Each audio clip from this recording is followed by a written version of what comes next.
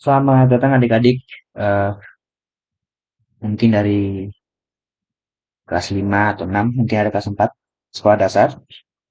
Dalam video ini kita akan membahas soal-soal SNIPA SD, dan saya akan lebih fokus ke soal-soal yang eh, dalam tanda petik ada hubungannya dengan fisika gitu ya. Nah, saya harap video pembahasan soal ini bisa bermanfaat untuk kamu untuk persiapan mengikuti OSN IPA tingkat SD. Oke, kita langsung lanjut ke soal nomor satu dulu. Kita bacakan soalnya. Rina mengendarai mobil dengan kecepatan 20 meter per sekon, seperti pada gambar berikut. Arahnya ke kanan gitu ya.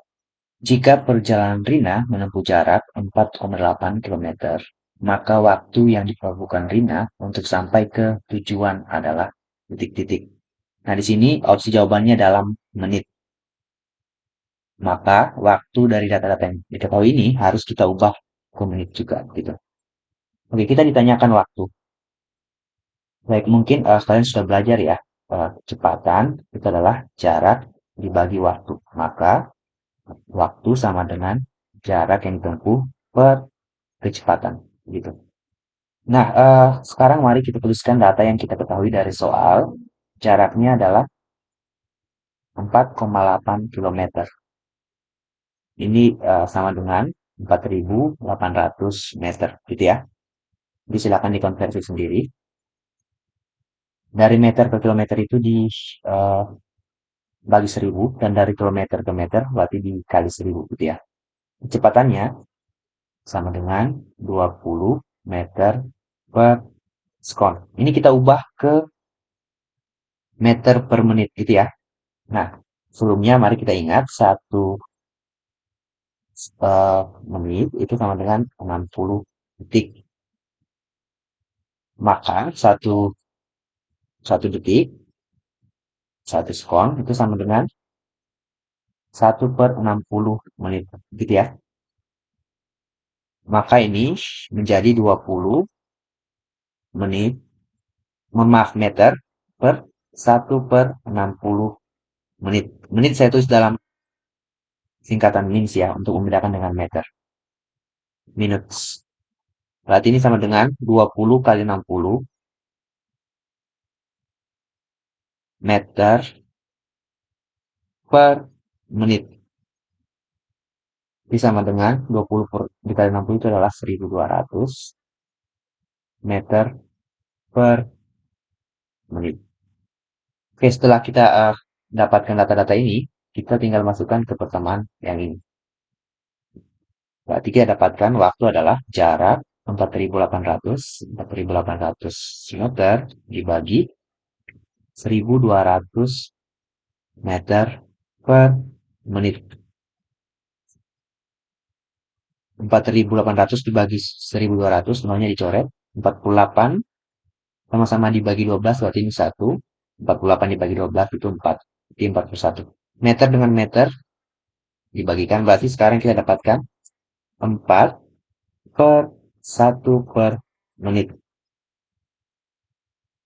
Maka ini sama dengan 4 dikali menit per 1. Menit per 1 tetap menit ya. Berarti jawabannya adalah 4 menit. Jadi waktu yang dibutuhkan itu sama dengan 4 menit. Oke, berarti jawaban yang paling benar dari opsi jawaban adalah bagian C, 4 menit. Oke, baik. Saya harap kamu paham soal nomor 1. Kalau ada pertanyaan, boleh ditanyakan di kolom komentar. Termasuk juga kalau saya memiliki kesalahan dalam pembahasannya. Ditanyakan saja atau disampaikan saja.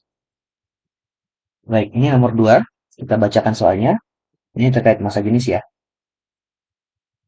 4 jenis cairan dengan massa jenis berbeda ditempatkan dalam sebuah wadah. Ini wadahnya.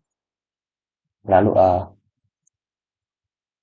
terlihat cairannya tersusun ya dari atas ke bawah, berbeda-beda gitu. Lalu kita ditanyakan cairan yang tepat pada K, L, M, N adalah Nah, ini massa jenisnya diberikan di sini. Jadi, bagaimana kita membahas ini? Ini sebenarnya dikaitkan dengan prinsip Archimedes ya. Mungkin yang belum pernah mendengarkan akan bingung. Oke, saya akan bahas ini sedikit eh, menerapkan prinsip Archimedes, tapi tidak terlalu formal supaya kamu mungkin bisa sedikit paham saja, atau mungkin kalau sudah belajar pasti paham, gitu ya. Nah, mungkin kamu pernah baca atau dengar dari gurumu, jika massa jenis suatu benda itu lebih kecil dari massa jenis fluida atau cairan tempat benda berada, maka bendanya akan eh, terapung gitu ya. Sebaliknya, jika massa jenis benda lebih besar dari massa jenis fluida, fluida ini bisa cairan tempat benda yang berada, maka ini akan tenggelam. Kalau massa jenisnya sama bagaimana? Itu disebut melayang.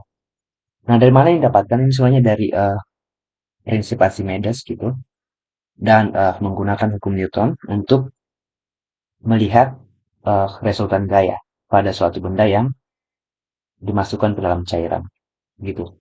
Nah, jadi saya harap walaupun soal ini sebenarnya sangat gampang ya kalau kamu paham, saya harap kamu tolong pelajari hukum Newton dan juga prinsip Archimedes. Tapi sekarang saya coba akan jelaskan, tidak dengan cara yang sebenarnya, tapi hampir dengan cara yang benar. Maksudnya dengan tidak sebenarnya adalah dengan menyederhanakan ya, dengan kurang formal.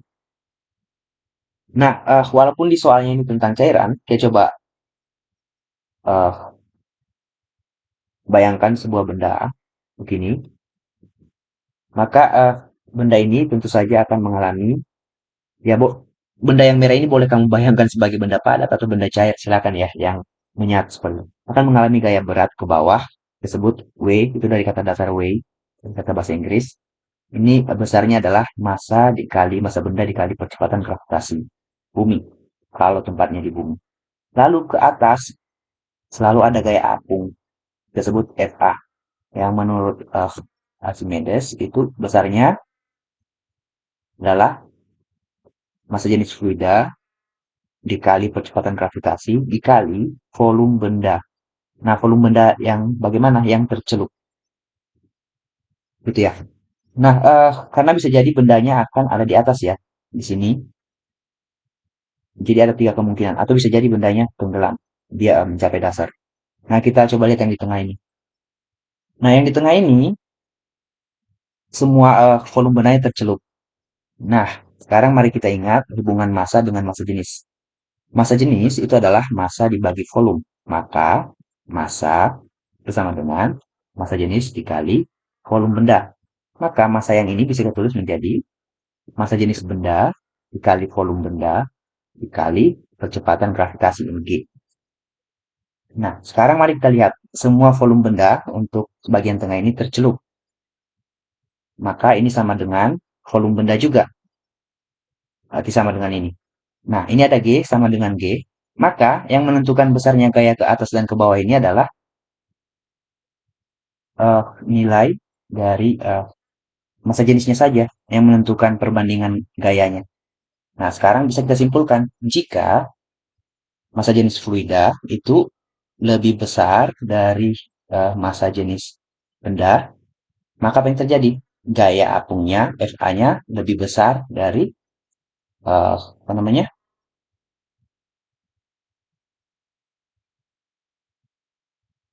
Oops, mohon maaf, gaya beratnya. Sehingga bisa kita bayangkan resultan atau jumlah gayanya itu ke arah atas gitu ya, arahnya.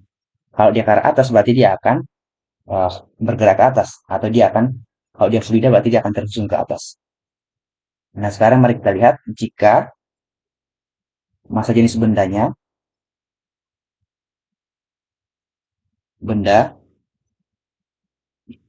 lebih besar dari massa jenis fluida, maka gaya beratnya yang akan lebih besar gitu ya. Ini.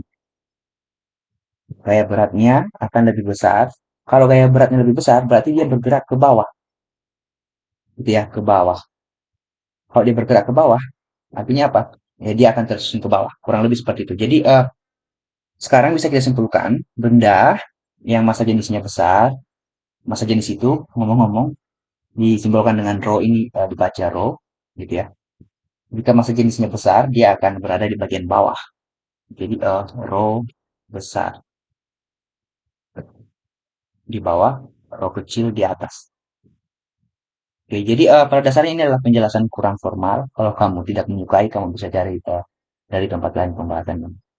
Nah, sekarang setelah kita dapat kesimpulan ini, massa jenis kecil di atas dan massa jenis besar di bawah, sekarang kamu tinggal urutkan saja ini massa jenisnya. Nah, dari tabel itu, kita peroleh benda dengan massa jenis paling kecil adalah minyak. Maka, K itu adalah minyak. Ini minyak. Lalu, massa jenis terkecil kedua adalah air. Berarti L adalah air. Lalu yang ketiga adalah sirup. Berarti ini adalah sirup. Lalu yang keempat itu adalah madu tentunya ya, tidak ada benda lain. Sekarang tinggal kita lihat di opsi jawabannya. Minyak, B, A dan B, lalu air, A dan B juga, lalu sirup, nah, berarti ini tidak mungkin, tapi madu. Oke. Jadi opsi jawabannya adalah bagian C. Oke, demikian dulu pembahasan saya. Ya, sedikit agak panjang lebar. Sebenarnya saya cuma ingin menjelaskan konsepnya, walaupun tidak dengan cara yang formal ya. Saya mempersederhanakan, membuat lebih sederhana, supaya kita bisa lebih paham. Saya harap semakin paham, tidak semakin bingung. Kalau ada yang ingin ditanyakan, silakan ditanyakan saja di kolom chat. Kalau ada yang salah dari pembahasan saya, juga diingatkan ya saya. Baik, sekarang kita ke nomor berikutnya, nomor 3. Ini terkait pesawat sederhana, khususnya adalah katrol. Ya, saya perbesar dulu.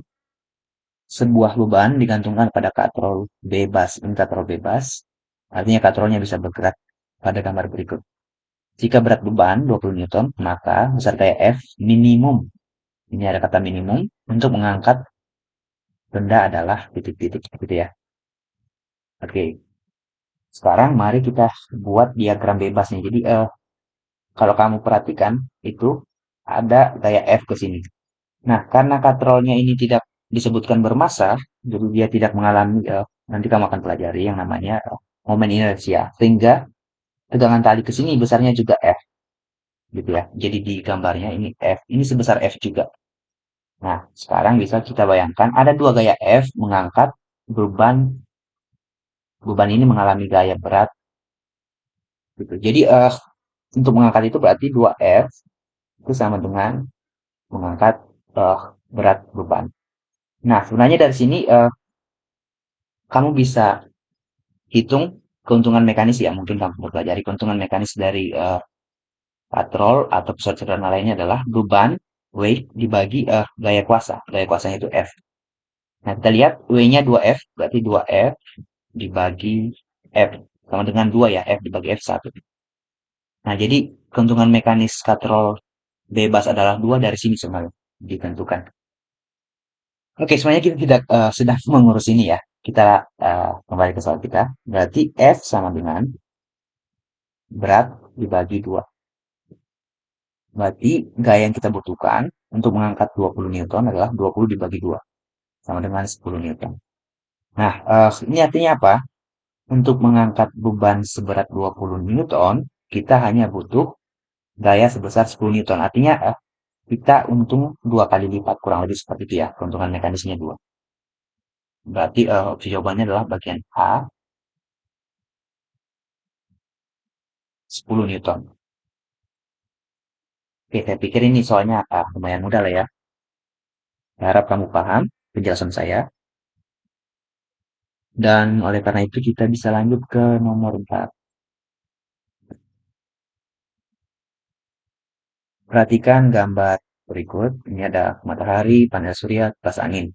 Perubahan energi yang terjadi adalah, nah, saya pikir tidak terlalu rumit ya. Dari matahari berarti ada energi cahaya yang ditangkap oleh panel surya dibuat menjadi listrik. Nah, kipas yang bergerak itu memiliki energi kinetik ya.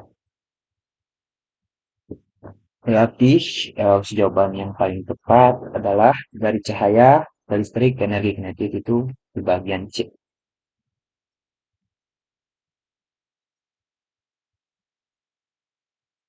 Oke, saya pikir kita bisa langsung lanjut saja. Oke, ini terkait gerak. Gerak lurus berubah beraturan. Perhatikan pernyataan, ini ada pernyataan dan grafik kecepatan terhadap waktu berikut ini grafiknya. Kita coba lihat pernyataan satu. Benda bergerak dengan kecepatan tetap pada detik ke 0 sampai 4 sekon. Oke, mari kita bahas. Detik 0, ini 0 sampai 4 sekon. Katanya kecepatannya tetap, apakah benar? Benar ya, ini grafiknya data, kurvanya data. Artinya dia kecepatannya dari 0 sampai 4 itu adalah 15 meter per sekon. Jadi dia tetap konstan kecepatannya. Oke, berarti pernyataan satu ini benar, gitu ya. Kita checklist dulu. Ini benar. Yang mungkin saya pakai warna merah saja. Pernyataan satu benar. Sekarang kita ke pernyataan dua.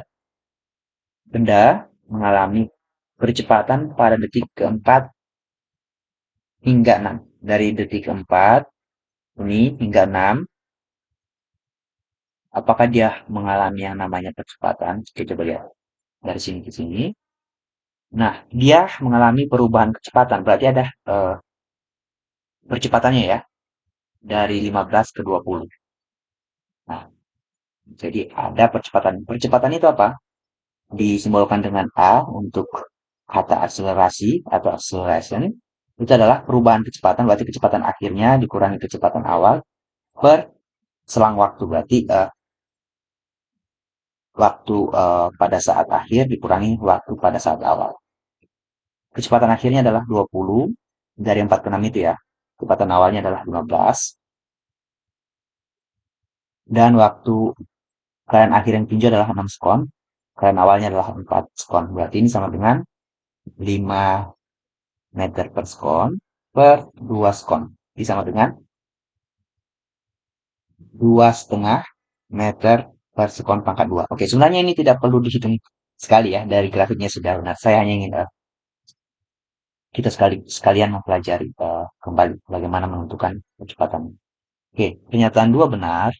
Lalu pernyataan tiga itu mengalami perlambatan katanya. Oke, kita coba lihat apakah benar. Dari 6 ke 10, kita lihat itu kurvanya miring ke bawah turun. Dari yang kecepatan awalnya adalah 20 hingga menjadi 0. Di sini kecepatannya 0 meter per sekon. Ya, artinya terjadi perlambatan ya. Perlambatan itu artinya apa? Nilai dari percepatannya negatif. Kita coba lihat. Di 0 dikurang 20 per waktunya adalah 10 dikurang 6. Di minus 20 per 4. Ini sama dengan minus 5 meter per sekon pangkat 2. Jadi benar ya, ini perlambatan. Di pernyataan 3 juga benar. Sekarang kita lihat pernyataan 4. Benda tidak bergerak pada detik ke 0 sampai 4. Apakah benar? Tadi di pernyataan 1 sudah benar ya, bahwa dia bergerak dengan kecepatan 15 meter per sekon. Berarti pernyataan 4 sudah jelas salah. Karena bertentangan dengan pernyataan 1. Berarti pernyataan yang benar berdasarkan grafik itu adalah 1, 2, dan 3. Jawabannya adalah bagian C. 1, 2, dan 3. Gitu. Oke. Mungkin kamu bertanya, 1 dan 2 kan benar bagian A. Kenapa nggak dipilih gitu ya? Ini. Oke, kita memilih yang paling tepat ya. Yang paling tepat adalah bagian C, 1, 2, dan 3. Oke, pada dasarnya kamu tidak perlu menghitung seperti ini saat kamu mengikuti Olimpiade supaya tidak berlama-lama. Kalau kamu sudah paham grafiknya langsung kerjakan, pilih, langsung lanjut ke nomor berikutnya gitu ya. Ini saya lakukan supaya menambah pemahaman saja. Baik, saya harap kamu paham. Lalu kita bisa lanjut ke soal berikutnya. Mari kita bacakan soalnya. Perhatikan gambar rangkaian listrik berikut. Ini adalah gambar rangkaian listrik. Rangkaian tersebut merupakan rangkaian apa? Itu titik. Pada rangkaian tersebut, setiap resistor ini resistornya ada 3, memiliki besar Y apa yang sama gitu ya. Nah, X dan Y itu apa? Nah, mari kita lihat. Ini adalah gambar rangkaiannya. Ini ada 3 resistor disusun secara berderet. Dan ini adalah saklar. Ini adalah sumber tegangan atau baterai. Nah, rangkaian yang berderet itu disebut sebagai rangkaian seri gitu ya. Ini seri. Sementara sebuah rangkaian yang tersusun sejajar tersebut sebagai rangkaian paralel gitu.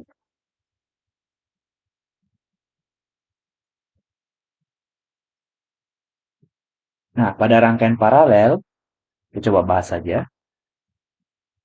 Itu tegangan pada semua hambatan sama, gitu ya. Jadi tegangan dari titik A ke B, dan misalkan di sini ada sumber tegangannya. Kalau ini misalnya 12 volt, maka di sini juga 12 volt. Di hambatan yang ini juga 12 volt, di sini juga 12 volt. Antara titik ini dan titik ini. Titik ini dan titik ini. Titik ini dan titik ini. Kenapa? Kita lihat ini titik ini sama dengan titik ini ya. Antara A dan B sama dengan, bisa jadi kita tulis ini A dan B gitu. Jadi di sini tidak terjadi eh, pembagian tegangan, tapi apa yang dibagi? Yang dibagi ternyata adalah arus gitu ya. Kalau ada arus sebesar I mengalir ke sana ke atas, maka di sini kalau kita misalkan I1, ini I2, ini I3. Nah, besarnya I ini adalah I1, I2 tambah I3. Jadi terjadi yang namanya pembagian arus, tapi tegangannya sama gitu ya. Tegangan sama. Saya tulis tegangan saja, tegangan. Nah, bagaimana pada rangkaian seri? Kita coba lihat. Misalnya di sini ada sumber tegangan, bisa baterai atau apapun gitu ya. Saya gambar agak jelek ya. Nah, di sini ada arus yang mengalir. Kita lihat titik ini dengan titik ini, misalkan A, ini B, dan titik ini C, dan titik ini D. Tegangan dari A ke B ke C, dan C ke D itu beda. Kenapa? Eh, Kalau kita misalkan dari gambar ini ya, ada kemungkinan sama jika hambatannya sama. Mungkin kamu sudah pernah belajar terkait hukum Ohm. Hukum Ohm adalah I dikali R. Nah, pada rangkaian seri, arusnya yang mengalir di sini semuanya sama, gitu ya.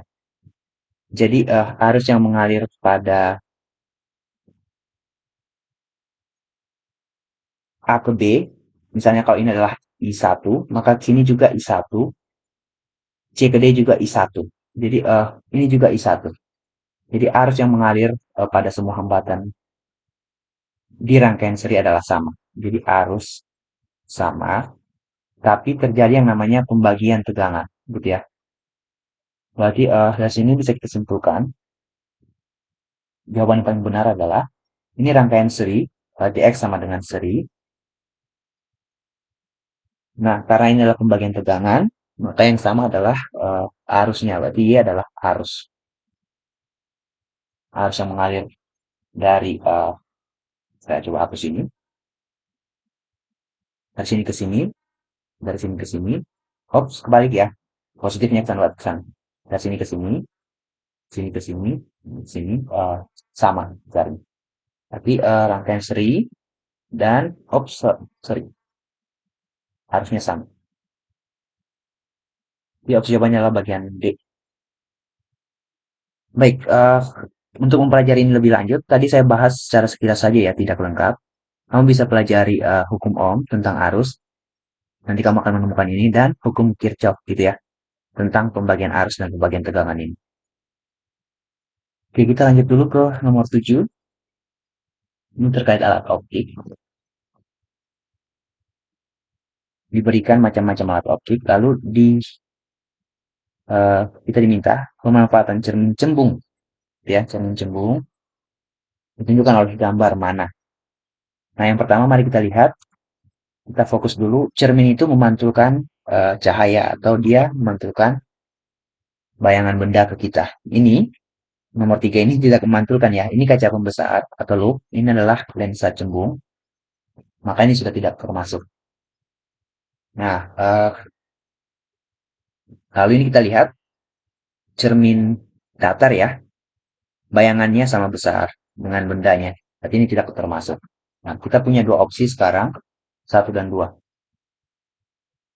Ya, berarti sudah jelas ya satu dan dua yang merupakan jawaban yang benar. Nah, sekilas tentang cermin cembung. Cermin cembung itu selalu memberikan kita bayangan yang sifatnya diperkecil dan dia tegak gitu ya. Dan kamu, kalau kamu sudah belajar, nanti ada sifat lainnya adalah maya. Nah, kita coba lihat di sini. Ini mobilnya diperkecil, tidak seukuran mobilnya ya. Kalau seukuran mobilnya mungkin eh, kaca ini sudah tertutupi. Dan dia tegak. Tegak artinya mobilnya arahnya ke atas gitu ya. Sesuai arah benda yang nyatanya. Ya berarti kita bisa lanjut dulu ke nomor 8.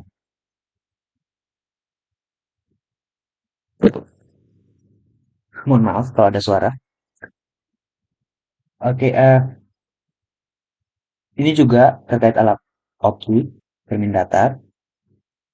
Gilang berdiri di depan cermin datar seperti yang ditunjukkan pada gambar berikut.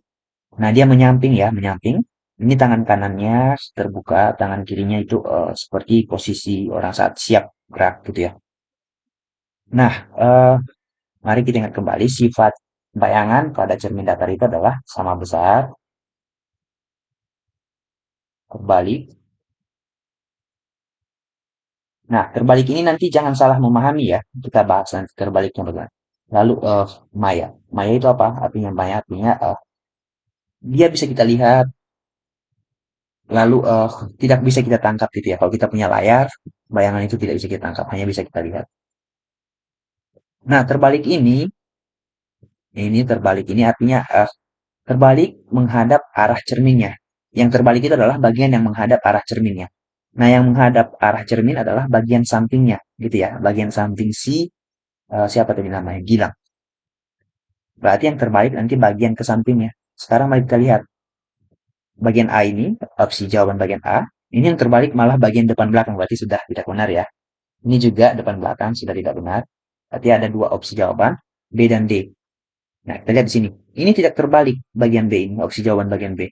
Tangan kanannya masih terbuka. Berarti ini bukan jawabannya. Berarti yang paling tepat adalah bagian D. Kita lihat di sini. Tangan kanannya, ini kanan, menjadi kiri di sini. Seolah-olah menjadi kiri, ini kanan. Nah, di sini tangan kirinya akan menjadi kanan gitu ya. Jadi itu yang disebut terbalik. Dia terbalik ke arah sana. Jadi opsi jawabannya adalah bagian D. Kita lanjut ke nomor 9. Perhatikan gambar berikut. Ada seekor burung mula-mula terbang pada ketinggian A. Ini tingginya A, sebesar 16 meter. Setelah beberapa saat, burung tersebut terbang naik ke ketinggian B, tinggi 24 meter. Dari acuan ini acuan. Jika massa burung 600 gram, maka perubahan energi potensial burung untuk berpindah dari posisi A ke B adalah. Nah, di sini diberikan nilai percepatan gravitasi bumi adalah 10 meter per sekon kuadrat. Oke, kata perubahan itu artinya apa sih? Perubahan itu artinya bisa jadi semakin besar atau semakin kecil gitu ya. Dari suatu keadaan ke keadaan lain. Dalam fisika biasanya disimbolkan dengan delta, perubahan. Tapi kalau ditanyakan perubahan energi potensial, berarti delta, oh ya ini dibaca delta, delta energi potensial. Itu sama dengan energi potensial di keadaan B dikurangi energi potensial di keadaan A. Gitu ya. Jadi perubahannya adalah berapa energi potensialnya di keadaan akhir dikurangi di keadaan awal. Misalnya tahun ini kamu tingginya 1,5 meter, tahun depan kamu tingginya 2 meter, berarti perubahannya adalah 2 dikurang 1,5 meter. Jadi Kurang lebih kita anggap saja selisih gitu ya, selisih energi potensial. Nah, energi potensial itu adalah massa dikali percepatan gravitasi dikali ketinggian. Berarti energi potensial B adalah massa dikali percepatan gravitasi dikali ketinggian titik B dikurang massa dikali percepatan gravitasi dikali ketinggian titik A. Nah, ini bisa kita sederhanakan menjadi massa dikali percepatan gravitasi dalam kurung dikali ketinggian B dikurang ketinggian A. Oke, mari kita lihat opsi jawabannya itu dalam joule. Joule itu adalah Newton dikali meter. Newton adalah kilogram, meter per sekon kuadrat kali meter. Berarti semua satuan-satuannya harus dalam satuan SI ya, satuan internasional, kilogram, meter, dan sekon. Nah, kita lihat masanya ini dalam satuan gram, masih dalam satuan gram. Perlu kita ubah ke kilogram, berarti 600 dibagi 1000 adalah 0,6 kilogram. Itu sama dengan 0,6 kilogram dikali percepatan gravitasi dari soalnya diberikan pendekatan 10 meter per sekon kuadrat.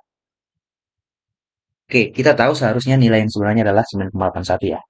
Tapi kita gunakan saja yang diberikan soalnya 10 meter per sekon kuadrat. Dikali ketinggian B dikurang ketinggian A. 24 dikurang 6.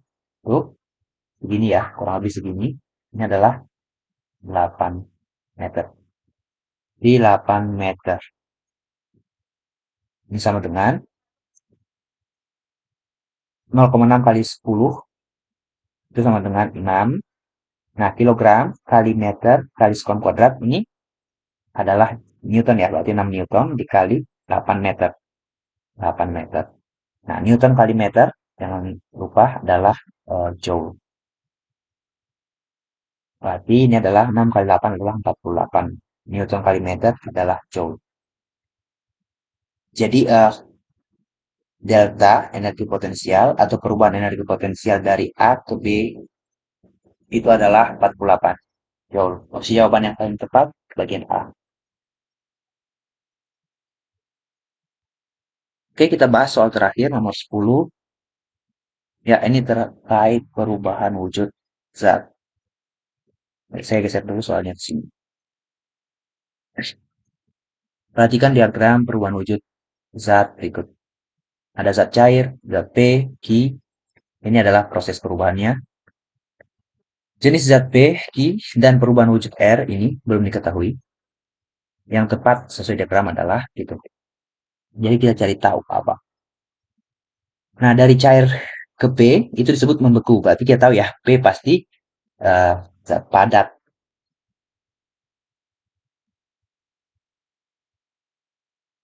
Dari padat ke Ki disebut menyublim. Berarti menyublim itu adalah dari padat ke gas gitu ya. Misalnya kapur barus menyublim. Ini adalah zat gas. Kalau dari cair ke gas itu disebut menguap. Misalnya air dipanaskan terus-menerus. Suatu saat dia mendidih, suhunya 100 derajat Celcius, lalu dia menguap. Kebalikannya setelah jadi uap, misalnya uap air, pagi-pagi kita sering menemukan itu uap airnya berubah menjadi cair lagi. Kita sebut mengembun gitu ya. Jadi air ini adalah mengembun. Jadi opsi jawabannya adalah bagian padat gas mengembun. Berarti padat gas mengembun. Berarti bagian A. Oke, sekian dulu pembahasan soal di video ini. Kalau kamu suka pembahasan soal seperti ini, silakan komen supaya saya akan membuatkan video-video berikutnya gitu ya. Nah, satu hal yang perlu saya sampaikan, bisa jadi ada kesalahan pembahasan saya gitu ya. Jadi, sebaiknya tidak diterima begitu saja, tapi sambil dipahami supaya kamu tidak ikut salah juga kalau saya salah. Oke, demikian dulu. Kita akan bertemu lagi di video-video berikutnya. Selamat mempersiapkan diri mengikuti Olimpiade.